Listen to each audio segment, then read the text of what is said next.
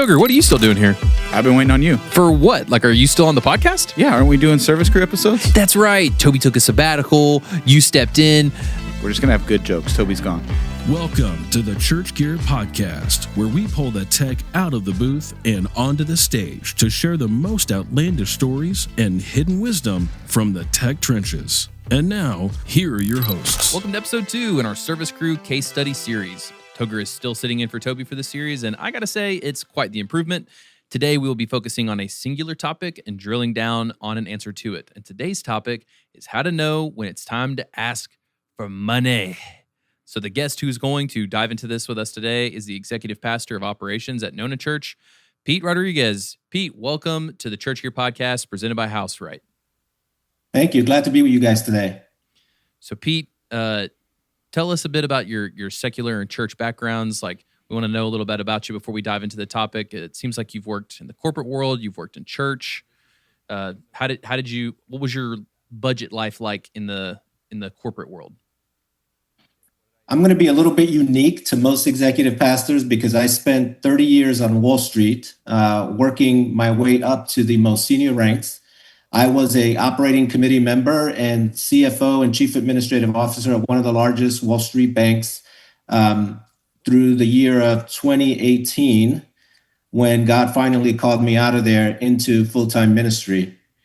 And so you got saved in 2018. Is that what I'm hearing? 2018. I retired in 2018 from banking and went into full-time ministry. It happened accidentally. Well, for me, it was accidentally. The Lord knew what he was doing. My church asked me to volunteer on a project, and that project became onboarding into a permanent staff role. And I met a Christian financial ministry through the church that I was serving at. And I wound up spending 5 years there, where I met Nona Church very early on. And it turned out they were looking for an executive pastor. I was kind of asking the Lord, like, what do you want me to do with the seminary degree that you just had me go through? And I realized the reason that Nona Church couldn't find an executive pastor is because I wasn't stepping out in faith. I was the guy. And so once we got together and we married up, what I was looking for and what they were looking for, it was like, okay, that we believe the Lord is bringing you here, and I believe that the Lord was bringing me there. And that's where I've been the last almost 10 months. Nice. So you survived the financial crisis on Wall Street. Like, you were working during that. I did. And I was actually the guy at our bank that was modeling the Lehman Bank losses every single day for the corporation, which helped me to move up very, very quickly because I was dealing with all the senior guys who wanted those numbers every day. You were a wartime general, You can move up the ranks fast when the people are dying literally in front of you. I mean, that's, whew, so you're used to the pressure is what I'm hearing. I am. And I had a $10 billion budget with 20,000 people globally in 35 countries and 55 markets. So it's a little bit different now with church. I don't have any budgets like that. The biggest budget I've ever managed at a church was kind of like my slush fund at the bank.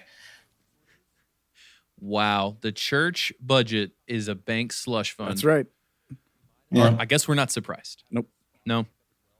Okay, well then tell us about, you then transitioned to church work. So now you're doing the finances for a church. What was that first year like? What were some of those first requests like? I mean, it might still be finances, but as you just said, you're dealing at a completely different volume with, I would assume, different feeling types of people. It was very different. The first thing I learned is that churches make decisions very slowly. So while in business, I had to make decisions like quickly, or you look like you don't know what you're doing, or you're a weak leader. In a church, you got to pray about it first. You have to create unity, bring people around, and get a consensus on the decision. So the first thing I learned is decisions happen very slowly. The second thing I learned was that the financial piece of it was kind of loosey-goosey. There wasn't really a process. Every single person had a church corporate card. Expenses came through, and that's how you found out that somebody bought something big. And the process of actually having what we would call business reviews in the corporate world. I call budget reviews now in a church. That wasn't happening. So I had to bring that into the fold. But I had to be nicer. I had to treat people in a different way. In the corporate setting, it's a very tough environment, especially on Wall Street. It's very tough, and people are held accountable very, very swiftly. There's a lot more grace in the church world. Oh, so like on the other, okay, I'm thinking of this the flip side. So you're saying from your point of view, you can't hold people to as quickly of a high standard on, I'm guessing, getting their finance reports in, their expense reports in, not spending when they shouldn't. Like, it sounds like you had a whole different world of soft skills come up that you didn't have to deal with in your previous role. Yes, I had to extend a lot more grace and handle those kind of situations a little bit differently than in the corporate world, because these weren't only people that I was working with during the day, but I was serving with them, and we were part of the same church family. So was your finance job at the church, or you're still working there? Is that almost more difficult than working on Wall Street, or is it just it's just so different? But that almost sounds more difficult to me. It's more difficult because you have to switch from a mentality of a budget framework to a cash flow framework, because churches have a different kind of dynamics. They kind of live on the edge when it comes to their finances, because it's a heavy cash kind of environment. So it's like when I hear Dave Ramsey's daughter Rachel say, "Your budget is your permission to spend," it makes me cringe, because I get that from people. "Oh, I have budget for this." Well, that's great that you have budget for it, but we don't actually have cash flow for it, because the cash flows ebbs, and the ebbs and flows of church cash flow is very different than a business. So you don't have a whole bunch of cash sitting around to fund things, even though that there are projects that are budgeted. Toger, we just had our reviews at Church Gear. Yep. One of the things that I was told, Pete, was that I told my finance guy a heads up that I was spending money too much. Because we're in that same thing of cash flow. Like, you might have budget for it, but I was told I was actually asking for permission to spend my budget too many times. So now my goal is to not ask. So I guess I'm just spending whenever. Yeah. But yeah, that is a thing that, like, even if you have budget, doesn't mean that it necessarily needs to be spent, or even if you have it in that moment, because you have the budget for the year, but it might not be that day of the year. Correct. I mean, you may have to prioritize something else that is more important at this moment over something that you would like to do. So the cash flow dynamic in a church is just very different than, a bank has a lot of cash on hand. So, me being in banking for 30 years, I never had to worry about cash being around to do something. But now I'm very acutely aware of cash. And that's the first thing I check every single morning. I check the cash balance to make sure that any payments that I'm sending out are going to clear the account. Yeah, I work in marketing, so that sounds like that makes me break out in hives. It's too technical, too high stakes. Oh, so scary. Toger, hit him with the needs assessment. I'm curious about that one. I don't feel qualified to ask that question. Yeah. So one of the big things, is in church world, figuring out what is actually a need versus a want. Everybody in church world has an opinion of what is the need and the immediate need. I think a lot of times in finance, Pete probably gets put in an interesting position where he has to help determine what the actual need is, not just the pastor wants this, or in my case, the production guy wants this new soundboard. What's the want versus the need? So Pete, we're bringing you in as our heavy hitter today to answer the question, like, when to ask for money. And the obvious, flip side of that question is when not to. So how do you work with various people on staff? Like, obviously, our podcast is for church techs, but the lesson cross applies for anyone. Like, how do you work with people to help them understand a need versus a want, and maybe even though the answer is yes, the answer is wait, and then it will be yes. Yes, and that's what I would say. I would say I try never to have no as my answer. It may be not now. Because even wants are a good thing, because I want my technology person, I want my production person to want excellence. So they may want something that is, top of the line, but it's not something that we can afford right now. So I may say, that is great. And as soon as we have the cash flow, we will go after that. And I've done that, right? And so I've built that trust where they trust that when I say not now, I will try and find the funding so that we can get that piece of equipment that they're looking to purchase, right? But I always ask, what is the Jesus win? I want to know, what is the Jesus win, right? We have to tie this back to like the mission of the church. And, every investment should have a clear why that is tied to the mission, because the resources that we're stewarding belong to God. And so we want to be really thoughtful about how we spend the funds from God's treasury, right? So if the tech director is struggling to answer, questions like, what's the bad thing that's going to happen if we don't purchase this right now? What is the Jesus win? Then I'm going to probably put that in the want category. And I'm going to say, we can't do this right now, but I will try and get you the funding sometime later. That's great. Sounds like you got to be ready to answer some questions when you bring in the budget request. That's what I'm hearing. Yeah, you got to tell a compelling story that really ties into the mission and is going to tell me that, hey, we're gonna be able to more efficiently tell the gospel story, and we're going to have more changed lives as a result of doing this. Yep. Pete, let me ask you this: when is the time that a church says, maybe we shouldn't spend on this, but they're falling into the trap of outdated equipment, and then it's going to cost them more money? Do you have a process from a finance standpoint of knowing how to weigh those things? On those things, I really want to trust my tech and production people, because they know the useful life of that equipment better than I do. And so if they're telling me, hey, something's going to go wrong, if the weekend experience is going to be impacted, then I have to strongly consider that request, because the last thing I want is to be in the middle of a service and all of a sudden something breaks down and we can't continue. So I really do have to rely on my tech and production people, because they have a certain amount of expertise that I don't have on this equipment. And so I do have to build that relationship of trust. We have something at our church called Fill the Gap with Trust. That's one of our values. That means that sometimes I may not understand why. I may not understand why something is happening or why something has happened, but because I have a relationship with the person, I trust that what they're saying is correct. Yeah, that's really good. So maybe the finance guy and the production guy shouldn't always be afraid of each other.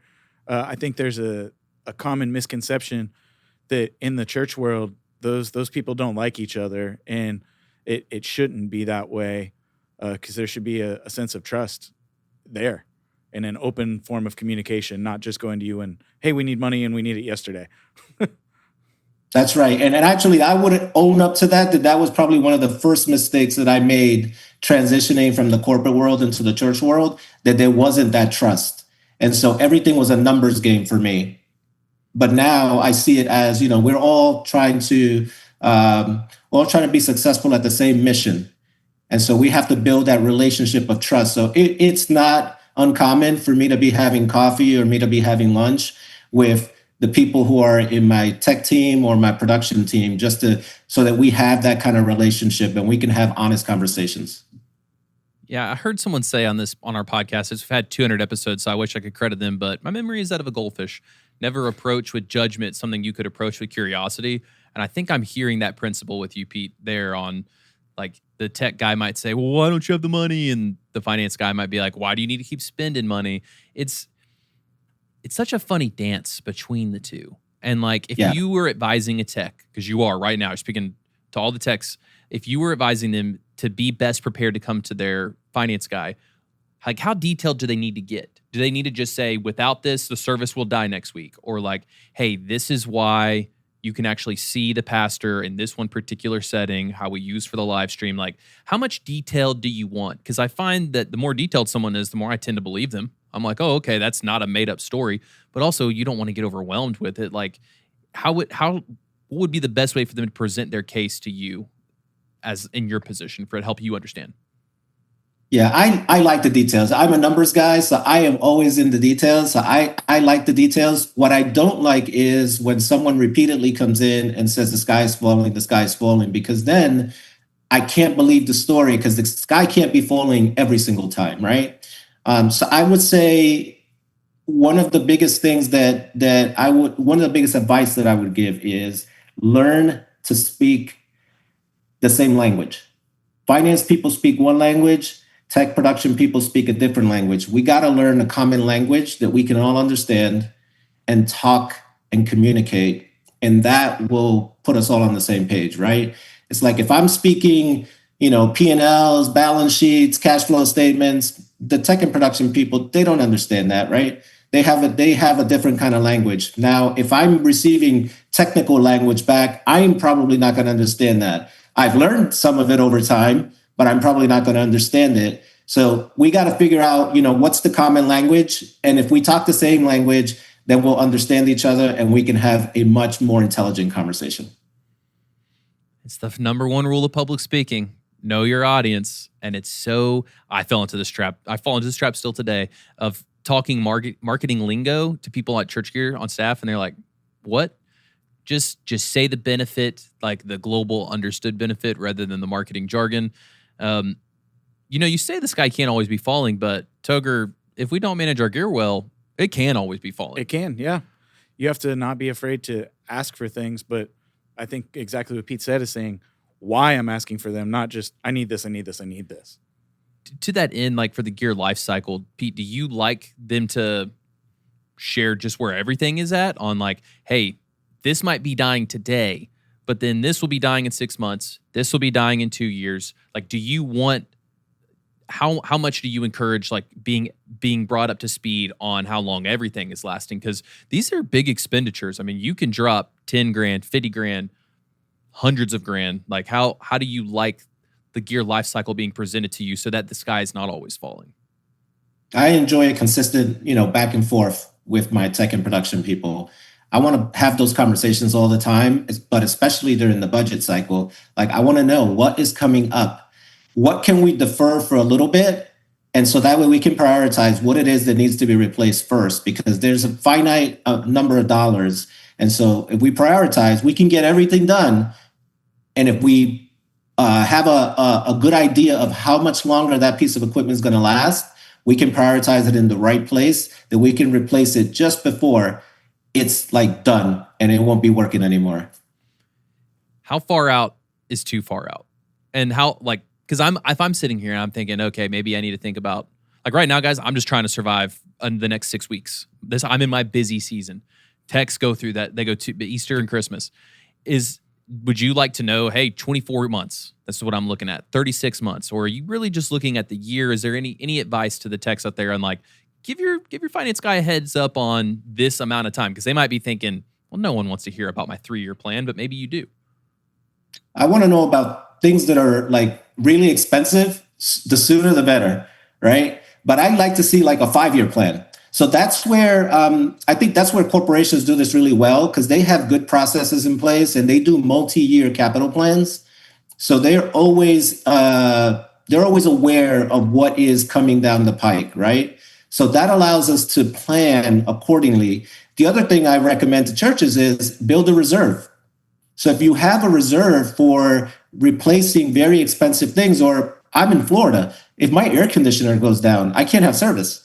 So I need to be able to replace that unit, but that unit is very expensive. With that unit, there's a lot of equipment inside the auditorium that's just as important as that air conditioning unit. So all of those things I need to have on my radar. And so I want to have a reserve. I typically recommend like 3 months of contributions in a separate account, not in the main operating account, because what happens is that the finance person, they find themselves a little short of cash and they will dip into that money and pay the operating expenses. So we don't want that. We want a totally separate account that has those contributions set aside for big capital expenditures. So having an idea that I need to replace my audio console and I'm not just sliding across the $15,000 to $20,000, hey, I need this tomorrow, that helps knowing ahead of time is what you're saying. Yes, definitely. That allows me to say, okay, well, I'm going to have to pay, $500,000 to replace a piece of equipment. I'm going to have to do that in 24 months. I'm going to divide that $500,000 over 24 months. I'm going to start reserving that money. and I'm going to have it at the end of that 24 months. And it's just a matter of, approving the expenditure, ordering it, getting it installed, and we can pay for it. I'm trying to think of the big project. Like, because you can get, church gear kind of exists for one of the reasons is that there will be people who, let's say they have a 36-month plan, their console dies, they've got 18 months left. They will come buy a really inexpensive console from us to get them to that 18-month mark later when they've got that new console put in place. So, but like if you do that forever, let's say they didn't have that plan, you can kind of start spending more money with patches than you can with a plan. So yes, I don't know where my question is here other than just this is an issue, Toger. Maybe you can help me out here, but like either how important is it to have that plan? How often should you be revisiting that plan? Like, you see where I'm going here? Yeah, I think working with your finance team to figure out how to create a budget guide would be something that's extremely helpful. That techs may not understand how to create that, but if they have that relationship, they can go in and speak to that. What would you say to that, Pete? With like, what's the best advice you could give a tech to say, hey, here's a budget plan that I start to need? Like looking at the life cycle of the gear is one, that's great, but what is it that they are throwing Band-Aids on that they could actually potentially be spending too much money repeatedly doing that? So one of the questions that I ask is this a temporary fix or is this a permanent fix? And I would rather spend more money on the permanent fix than on the temporary fix. So if we have to spend a little more to get that problem solved for the long term, I'd rather do that. So that to me is really important. And then I would say in terms of budgeting, you're reserving for multiple items. So you can always deprioritize something else and dip into your reserve fund for an emergency that comes up. If it's, a 36-month item and it died in the 18th month, that's okay because we've been reserving for other things and we can move that up in the priority and fund that through that reserve fund. So I think having that great dialogue between finance and our tech and production teams, that builds the trust. We're going to be able to fund things that break down because we have this reserve fund over here, and we just keep reserving every single month. If churches were to live on 90% of the contributions instead of 100%, you could save that 10% every single month, and you'll have plenty of reserves built up to fund these big items that come up all the time. And you could do the upgrades. You can do some of your wants as well. What I'm hearing is forecast long and talk often. Yes. That's so far what I'm hearing. Yeah, those are the key two things that need to happen. It sounds like I actually have to, forecast long, talk often. I guess baked into that talk often is you got to be friends. Less. Oh, spend less. Spend less. What happens is that when a church is growing and they're growing multi-site, the last thing that they think about is building their finance organization. My recommendation is instead of hiring a bookkeeper or having a volunteer handle the finances, hire a real CFO that can help you to build out a long-term strategy so that you are big church, multi-site ready before you become a big church and multi-site church. So, okay, how long is long-term? Because I got it. Y'all ever heard of Skills Finder? It's got 40 traits on there. Futurism was one of them. That was my second one. I annoy the crap out of my wife with this. I'll talk long-term all the time and drive her crazy. So you'd said earlier, Pete, that if it was a long-term fix, you're willing to spend more money. But how long-term is long-term? Because Toger, as you know, gear doesn't last forever. It's right. Nothing is permanent. So what is your marker in finance terms, Pete, for a long-term fix? And then Toger, what do you think on the tech side is the long-term? I'd be curious both y'all's numbers independently. Yeah, I would say the payback for most pieces of equipment that is being used a lot is going to be somewhere between 3 to 5 years. And so that's going to be the time frame I'm thinking of, 3 to 5 years for the long term. I would actually totally agree with that. The life cycle of things that get used more often go down quicker. It's natural. It gets used more. And technology moves fast. We also don't want to get to a place where we're behind in technology. And now I have to say, last year it would have cost us $5,000 and this year it cost us $15,000. So I think that kind of goes back to having that same conversation of what are the priorities. But yeah, I'm totally right with you. The 3 to 5 years seems like the right thing. And, I've been to some churches who've had the same PA system for 20 years, but now instead of spending, a little bit, they're spending, maybe hundreds of thousands in some case. And other cases for, the average church size, like a 750 in attendance, that's going to cost you $10,000 to $30,000 somewhere in there. But if they're hitting that with their finance guy on a Monday morning meeting of, hey, the whole left side of the room went down, that's going to be a hard pill to swallow for multiple reasons. So is the 10-year plan dead? Because I've kind of heard this has been bubbling up in the tech circles that people, it used to be integrators would say, like, let's future-proof this. Let's be good and ready for 10 years, 20 years. Is that number now 5? Is 5 really the more realistic number on that's long enough to plan out, but it's not so long it's unrealistic, or the tech or something crazy is going to change by then and make your plan kaputs? I think tech is changing so quickly now that 10 years is way outdated. We're building a brand new auditorium. And what I've said to the team is, I need an AVL system that is modular, that I can upgrade things within that system and I don't have to upgrade everything. So we can go to specific pieces of that system and upgrade, one particular module and not have to do everything else. And we can do, something this year, we can do something next year, but it's always up to date. It's always operating, and we're not replacing a 7-figure modular system every few years. Ooh, 7 figures. Pete, we can cut this if you don't want to answer. You said you've been here since 2018. Have you guys gone through, we don't have to put a number to it. We can if you want, just I'll call it a very large upgrade or a very large integration project yet. Have y'all done one of those big ones? Well, this is a different church that I'm at now, but so we have 2 campuses right now. We have one that we own. So I would say yes, we did when we built the first campus. We put in a brand new system there. It wasn't everything that we would have liked to have had.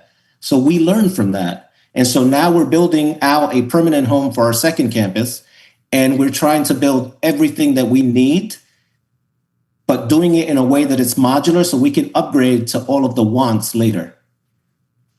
Toger, how realistic, this is really fun. We've never had a finance guy and a tech on the podcast before. So, Toger, how realistic is Pete's plan? Because as a non-tech, I'm like, that sounds great to me. Is it possible to make it modular to where you can plug and play as the years go? Absolutely. To me, this sounds like a dream scenario because I want to keep those things upgraded and fresh. Like, if I have a good PA system that I think is going to last 5 years, but I have an audio console that's old and out of date, yeah, let's replace the audio console. Then let's just start to replace the amps and plan for replacing the PA system.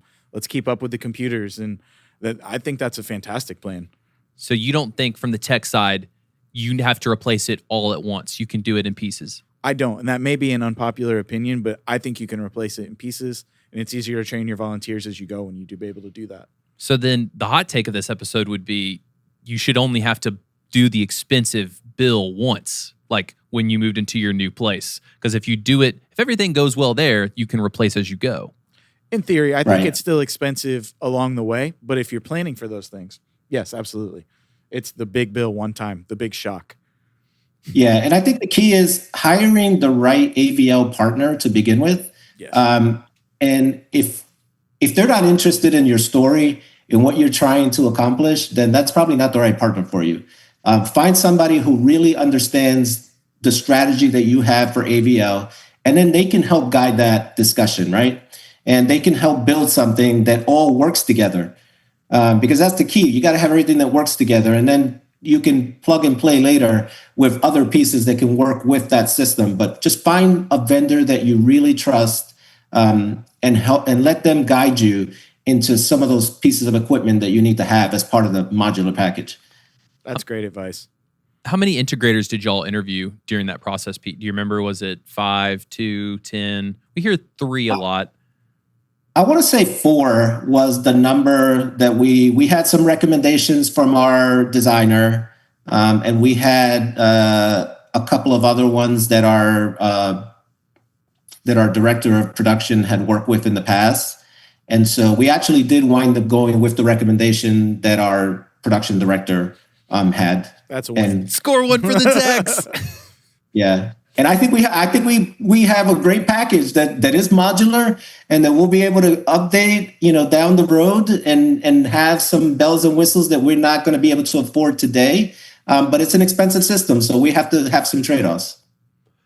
How many years had you been there when y'all did that project? I have only been there 9 months. Oh, wow. But previous to that, I was on their lender side. So I actually underwrote the project for the building of their construction of their existing building. That's quite the life hack. I'm going to go underwrite this project, and now I'm going to go take a job there. That is genius.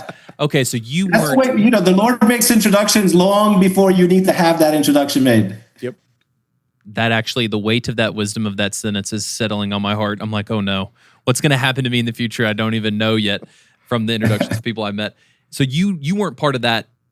You didn't help decide the integrator then with your production guy in that project because you were the lender. Not on that project. This project, yes. Yep. Okay. So then how is that going? Like working with your production person to decide? Because Pete, we've heard stories, man. We've heard stories where internally people get at odds where everyone has a different pick for integrator and it's not good. I think so far it is working really well. But we're at the design phase right now. So it's when you actually start the real work of getting the equipment, installing the equipment, that you start to have a few challenges. But at our church, we tend to over communicate. So we make sure that we're having conversations with people and we understand each other. We're not afraid of the difficult conversations, and we don't let things go for a long period of time, because otherwise, it starts to build up resentment and that sort of thing. We don't want that. So we really have honest conversations like early on. Nice. Tugger, what was your most expensive project you did when you were in the church tech world full time? Oh, goodness. I mean, we launched campuses a lot when I was in the church tech world. Oh, man. I don't even know. Junior finance guy ever get in a fight about trying to agree on an integrator? Not an integrator. How much money I wanted to spend at any given month? Yes. Ooh. Do you remember what the numbers are? You should tell Pete and see if he balks at it or not. I mean, definitely 100,000. My normal everyday go-to when I would ask for something was always 20,000. That was the magic number. That's what you got approved? That was always what I was asking for. That's not always what I got approved, but that was like anything that needed replaced was 20,000. It was just, and that number's only moved up since then. And here's the other thing, because Jared just said something important here. He was launching many campuses, right? So what happens when you become a multi-site church and you start launching campuses?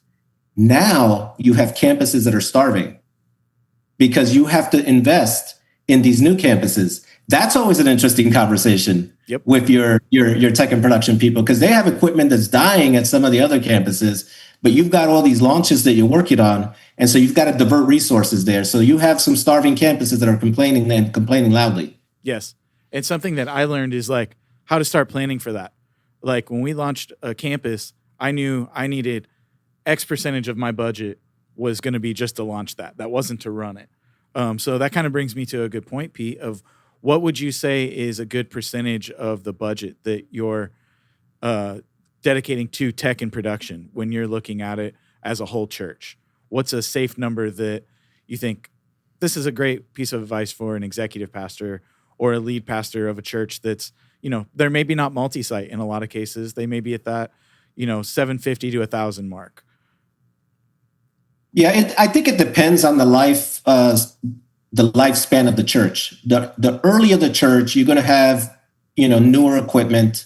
But when you're in like year 5 and over, you're going to have to start replacing more equipment. It also depends on whether you're going multi-site, whether you're going to be doing mobile campuses, that sort of thing all depends. But I would say, probably 10% of the budget is probably not a bad number to be thinking about when you think about your tech and production equipment. That's way less than I thought. What were you thinking, Tugger? I was thinking 30%.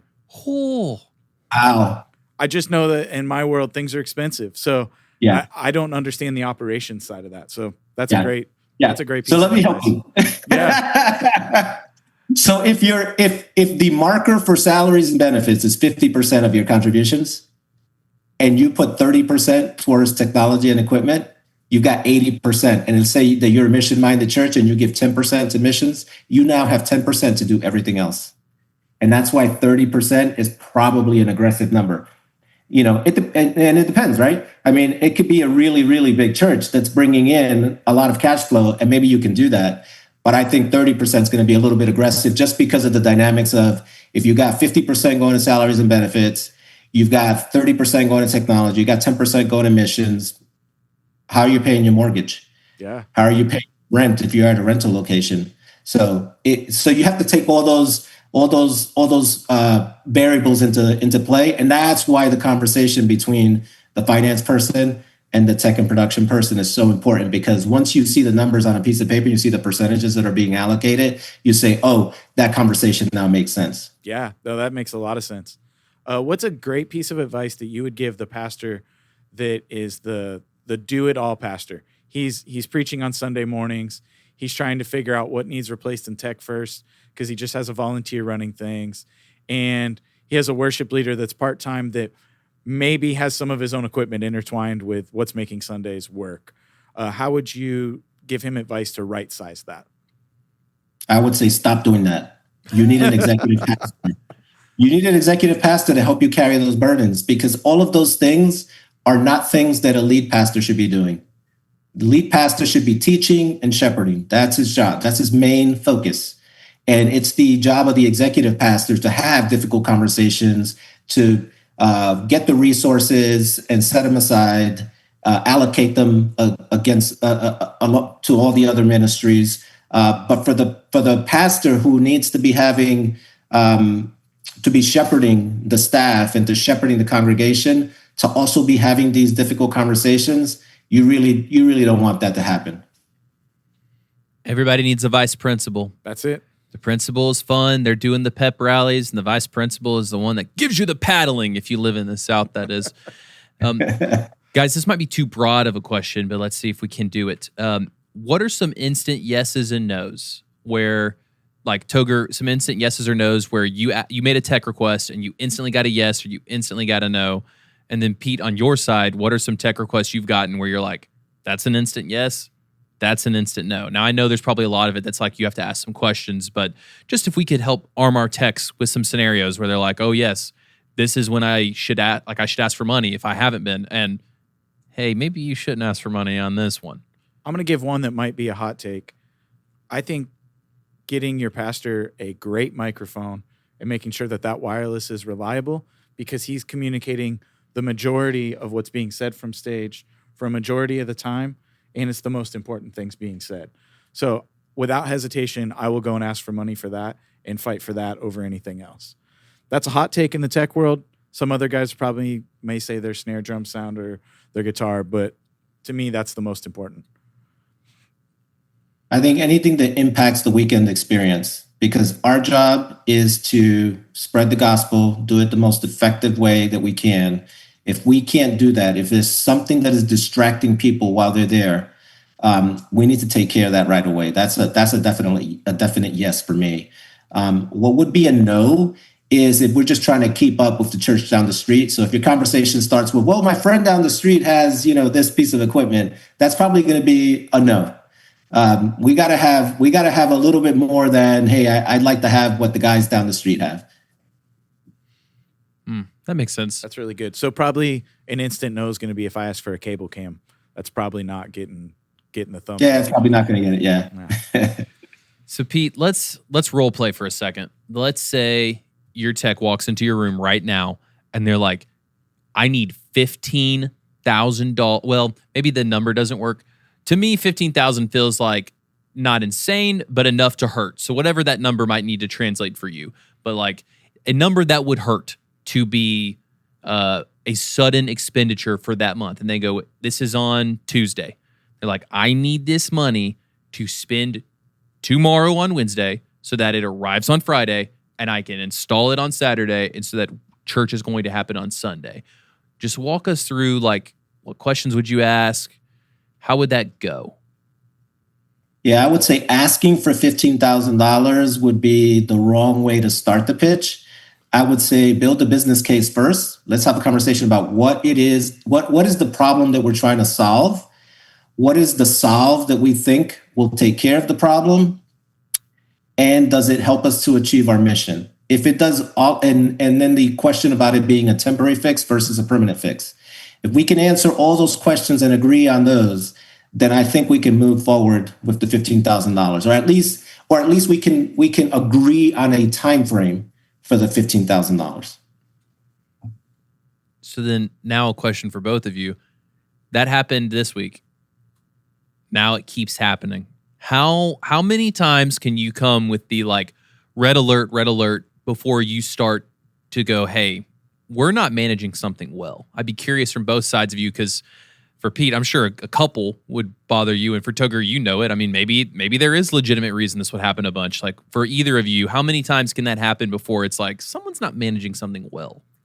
I think it happens a lot, but it's sometimes the tech may mean well and is wanting to replace just this thing and trying to save my budget for this big purchase that I want to make. But now I've cost the church way more by putting those Band-Aids on it, or I'm going and saying, hey, I need 5,000 this week. Oh, also next week I need 5,000. Also the following week I need 5,000. It's like, well, we just talked about the 15,000. How did we get here? So I think it's managing it well and understanding when to ask for the bigger check to fix it. Yeah, you just described the trickle effect, right? Like you trickle in the 5,000, the 5,000, the 5,000 till you get the 15,000 that you want. Right. That's probably not the wisest way to approach it, right? Like if we're having conversations all of the time, like there shouldn't be many surprises. Do things break down that we didn't expect? Yes. If that's happening all of the time, then we're not planning correctly. And so I used to have the saying at the bank, your failure to plan should not become an emergency for me. Yes. I love this, Pete. So we need to be planning. We need to be planning for some of these things, right? We know things are going to break down. So let's be having those conversations. And again, if I'm building my reserve fund, I can always dip into the reserve fund to fix some of these problems that we're having. But let's have a conversation, a holistic conversation. Let's not have, a water cooler conversation about this. Let's not have a lunch conversation about this and a coffee conversation about this. Let's just have a holistic conversation so that I kind of know what to expect is coming down the pipe. Yeah, I don't know if there's, what I was really hoping is there was like a certain number. I highly doubt that's possible, but I'm just assuming there's a certain amount of these emergencies where every finance person is going to hit a tipping point and go, we're not planning well if this is happening at this volume. Yeah, I mean, I would say I give the benefit of the doubt, a couple times. So maybe 2 times, maybe 3 times at the most. And then after that, we got to have a conversation about planning, because it's not that difficult to know that things are going to break down.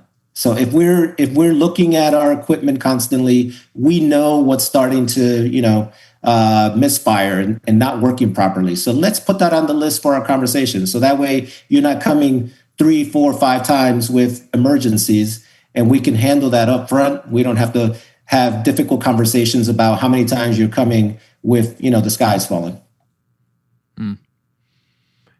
Pete, so you've been in it for 6 years now, or 8 years in church world.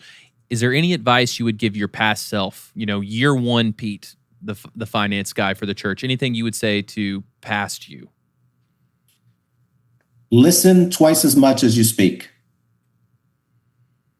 People trust you more when you're actively listening to what they're saying.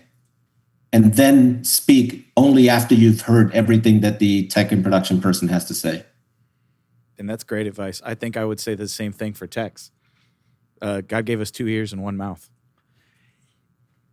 Well, guys, listen, I'm a talker, so I know that this is holistic good advice in all of life, and the whole seek to understand before you to be understood, one of the hardest things on earth for me to do. And I'll say Pete's dead on, because when I actually have the discipline to do that, it tends to go pretty well. Since you guys both agreed to that, you almost kind of jumped into my next question, which was, if you were going to issue a challenge, let's see, how do we do this? All right, yes. Pete, if you were going to speak to all the techs in the room of like, hey, this is what your finance guy is going through to help them better understand, what would you say? And Toger, if you were going to say something to Pete as a finance guy, like what is something you wish your finance guy understood about tech? So what's, we're kind of doing the whole Trading Places movie here. Like if you could have the other person know just 100% the thing that you go through, think, or feel often, what would that be? I would ask my tech person to understand that I do other stuff other than fund technology and production equipment. So I have to fund my operations. I have facilities that also need repairs. There are many, I have to pay people. That's very important. When you don't pay people, you get in trouble and people quit, right? So I have to make sure that all of those things are funded. And so I want them to understand that what they're requesting is very important to me. But these things are also important. And so I have to prioritize based on where I am in terms of cash position and sometimes time of the month. If I have payroll hitting next week, I need to make sure that I can fund payroll next week. And so your request may be a great request and it may be urgent, but paying people next week is really, really urgent too. And so we have to be able to understand what is on each other's plate, right? Because the tech and production person, they're not just asking for equipment. There's a bunch of things that they're doing. So I also need to understand what else they're doing. That's great. Pete's got multiple mouths to feed. Yeah. We want tech to be the only one. Toger wants it at 30%. Crazy. Spend all the money. There's no goldfish for the kids in Sunday school, but Toger needs his 30%. And I would say too, I think what happens for the production or tech guy is that he hears directly from the pastor and direct feedback before it's thought through or any other lens faster than anyone else in the church. It's the most criticized thing when something goes wrong. When it goes right, it's great. When it goes wrong, it has the spotlight on it. So a lot of times they're feeling the weight and urgency of maybe the pastor or the worship pastor or both of those things. So it seems like us going to finance is like, this needs fixed because pastor said so, is the ultimate answer. And at the end of the day, that's just not the thing. But I think for the executive pastor to understand that is key also. And I think a good executive pastor does, but I've lived both scenarios. Yeah, and I think a good executive pastor, he will also go back to the lead pastor and say, hey, I know you've asked for this, but here are the other things that we need to do before we do this. Yeah. And that gives you cover. Yep. I had a great mentor tell me once, after 10 plus years of being in tech, hey, wait 24 hours before you go ask finance for that and figure out if you really think you need it and are convinced of that, or if you were convinced of that because you felt the pressure in the moment. So sometimes just waiting is great. Yeah. I never thought about that. Pete, does that happen to you a lot where people will try to be like, they'll try to play the pastor card and they'll be like, well, pastor said so. And then are you having to fact check that kind of thing? 100%. And it's mostly true. Pastors do that because, pastors are focused on the service, right? So they want to make sure that everything is perfect. And that's not a problem. What is a problem is when the executive pastor doesn't provide cover for the tech and production folks by going back to the pastor and say, I know you asked for this, and that is something that we absolutely need, but we also need to do these things. And so that provides cover for when tech and production can't produce something right away because I've already had that conversation with my pastor. That is a new tip on the Church Gear podcast. Use the executive or use the finance pastor as your ally to tell the pastor, I'm sorry, we just don't have the budget for that right now. I have never thought about that. Pete, we don't often have a finance guy on the pod.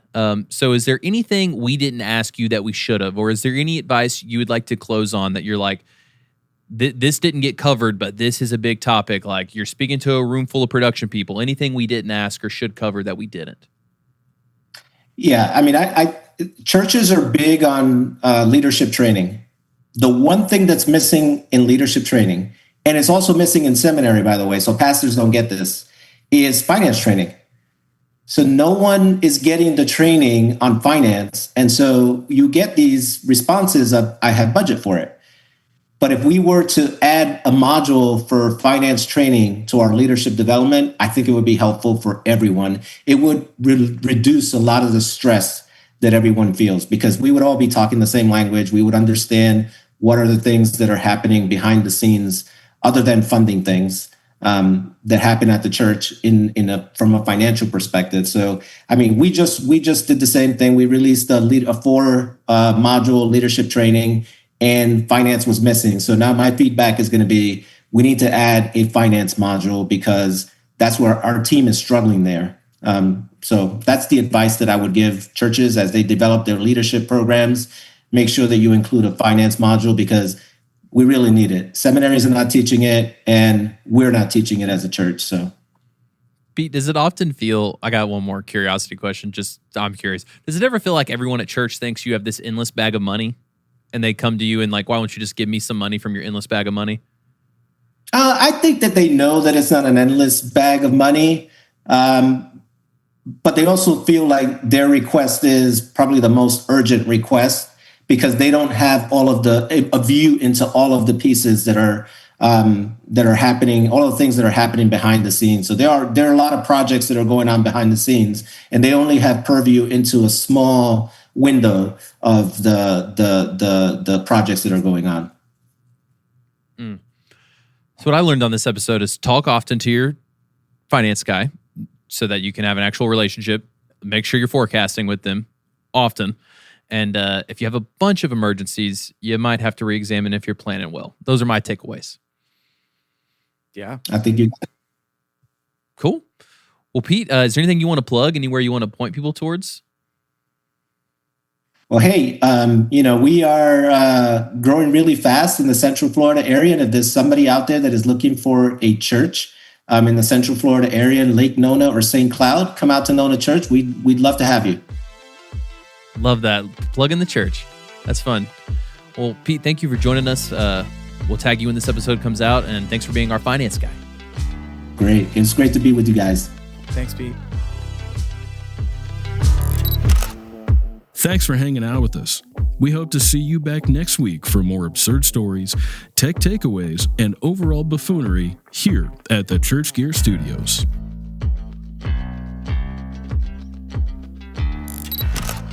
Toger, I need $15,000 right now. Sorry. Well, you're not going to give it to me? I don't have it. Okay, well, you know where I probably could get it? Where? The service crew page in this episode. I bet I could find it there. Probably. Or maybe at least you can find a budget guide there that'll help. Ooh, yes, a budget guide. So go to the link in this episode and you can get all kind of goodies from Service Crew and maybe, just maybe, $15,000. Maybe.